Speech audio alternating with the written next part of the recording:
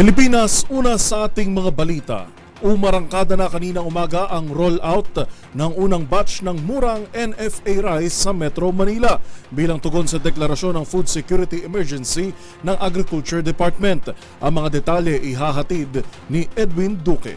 Ngayong umaga ang ceremonial turnover ng NFA Rice, kaugnay pa rin ng release of NFA Rice due to food security emergency. Dumating si San Juan Mayor Francis Zamora, kamarinis sa Sora Congressman Eli Villaferte, Department of Agriculture Francis Tiu Laurel, at iba pang opisyal ng lokal at national government dito sa Valenzuela. Nasa 67 LGUs ang kabilang sa mga makakatanggap ng bigas mula sa murang presyo ng NFA, kung saan ay ngayong umaga ang pinaka-main event dito sa lungsod ng Valenzuela. Matandang ngayong umaga rin marangkada ang rollout ng NFA Rice sa mga LGUs sa buong Metro Manila. Ayon kay DA Secretary Francisco Tiu Laurel, ito ang unang batch ng bigas ng NFA na ilalabas at dalhin ito sa Food Terminal Incorporation sa FTI. Unang nagpahayag na bibili ng bigas si San Juan Mayor Francis Zamora at Kamsora kong Congressman Elre Villaferte, kabilang sa mga probinsya ng Cavite, Taytay, Cainta, Batangas, Calamba, San Jose, Occidental, Galapan, Oriental Mindoro, Puerto Princesa at marami pang iba ang